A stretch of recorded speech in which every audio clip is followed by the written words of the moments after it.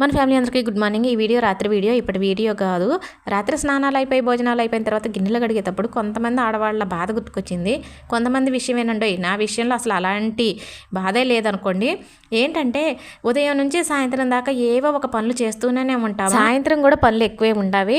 వాకిలు ఉడ్చుకొని బట్టలు మడతేసుకొని గిన్నెలు కడుక్కొని ఉదయం టిఫిన్లు వేసుకునే వాళ్ళు అయితే పప్పు గడికి మిక్సీ బట్టి, అలాగే అన్నం కూరలు వండి ఇంట్లో వాళ్ళందరికీ అన్నం పెట్టి, అన్నాలు తిన్న తర్వాత గిన్నెలు కడిగేసి పాలు కాగబెట్టి తోడేసి ఆఖరికి పడుకునే ముందు అందరి మంచాల మీద పక్కలు చదిరేసి ఇంత పని చేస్తాం. కొంతమంది భర్తలు అంటారు, పద్దాకా ఏం చేస్తావు, ఒక్క 5 నిమిషాలు కూర్చొని రెస్ట్ తీసుకోరాదు అని అంటారు. అప్పుడు భర్త ఆ మాట అంటే చేసిన కష్టాన్నంతా మర్చిపోయి చాలా సంతోషంగా ఫీల్ అవుతారు. ఇంకొంతమంది మగవాళ్ళు ఉంటారు, ఏంటమ్మా మీరు చేసేది, ఇటున్న గిన్నె అట్టేస్తారు, స్టవ్ మీద ఉన్న అన్నం కూరలో గరిటతో ఇలా అలా తిప్పుతారు, ఇక అదేగా మీరు చేసేది, దీనికే ఓ కష్టపడిపోతున్నట్టు ఫీల్ అవుతారు అంటారు. అప్పుడు ఆ భార్యకి ఎంత కష్టంగా అనిపించిద్ది. చేసిన పని కంటే ఈ మాటలే కష్టంగా అనిపిస్తాయి. ఇంకెప్పుడు ఆడవాళ్ళ కష్టాన్ని అర్థం చేసుకుని